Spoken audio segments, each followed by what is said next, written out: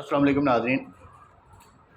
ناظرین ایک فیس بک پہ اور سوشل میڈیا پہ ایک شو ڈالا ہوا ہے کہ کل ایک ججمنٹ آئی ہے کوئی آئینی عدالت کی وفاقی آئینی عدالت کی کہ جو ہے نا وہ 7E ٹیکس جو ہے نا وہ اس کو ختم کر دیا گیا. تو اس کے بارے میں ڈیٹیلز جو ہے نا وہ تھوڑی سی شیئر کرنی تھی.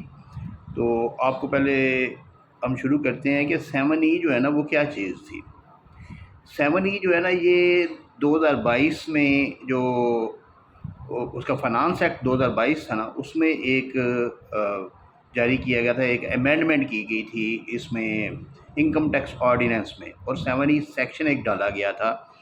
اس کے مطابق یہ تھا کہ جس شخص کے پاس 2.5 کروڑ سے زیادہ ویلیو کی پراپرٹیز ہیں، 2.5 کروڑ سے زیادہ ویلیوز کی پراپرٹیز ہیں، ان پراپرٹیز کا جو 2.5 کروڑ سے اوپر ہے اس ویلیو کا جو ہے نا وہ 1%، یعنی کہ اس کا وہ جو کمپلیکیٹڈ فارمولا تھا کہ 20% اس کی ڈیمڈ ویلیو، اس کی فیئر پرائس ویلیو پہ اس کی جو ہے نا ڈیمڈ انکم، اور اس کے اوپر 5% tax.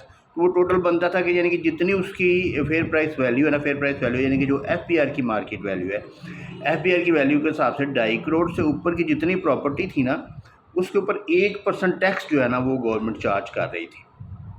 F P R charge کر رہا تھا، اور ہر دفعہ جو ہے نا وہ ریٹرن میں جو ہے نا وہ یہ ڈکلیئر کرنا پڑتا تھا.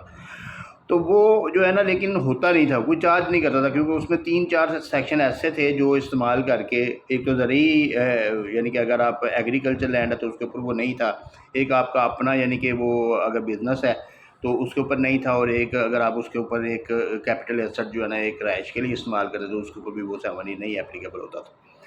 تو وہ جو ہے نا وہ جو ٹیکس کنسلٹنٹ تھے وہ ان کو جو ہے نا ویو آف کر کے تو کرتے جا رہے تھے. کچھ بڑے بڑے جو جاگیردار تھے، جو بڑی بڑی پراپرٹیز کے مالک تھے، جن کی زیادہ پراپرٹیز تھیں، وہ پے بھی کرتے تھے، اور ان کے یعنی کہ CPR بھی جنریٹ ہوئے ہیں اور ان کے پیمنٹس بھی ہوئی ہیں. تو وہ 1% ٹیکس جو تھا نا وہ پے کیا جا رہا تھا. اس کے اگینسٹ جو ہے نا یہ اپلیکیشنز، یہ اپیلز اور یہ ریٹ پٹیشنز وغیرہ جو ہے نا وہ فائل کی گئی تھیں ہائی کورٹ میں.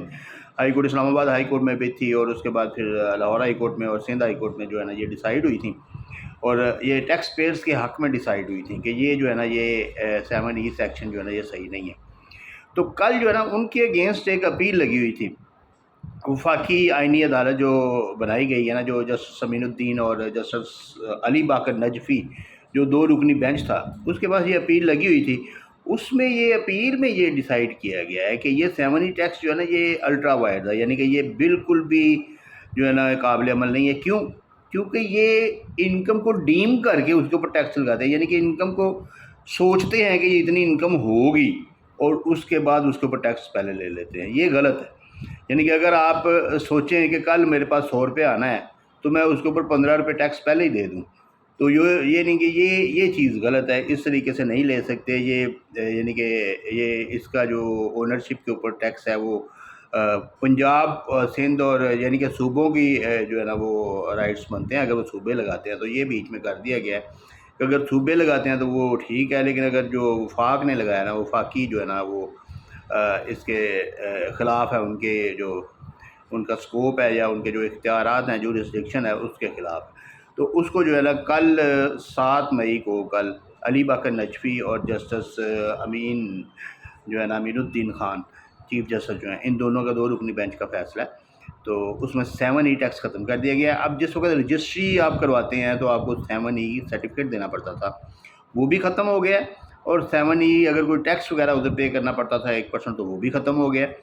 تو اس طریقے سے اب جو سیلر ہیں ان کو فائدہ ہو گیا ہے کہ جو سیل کرتے ہیں پراپرٹی کو، وہ اب 7E کا نہ فارم جمع کرائیں گے، نہ سرٹیفکیٹ جمع کروائیں گے، اور نہ ہی 7E کا ٹیکس جمع کروائیں گے. بہت شکریہ.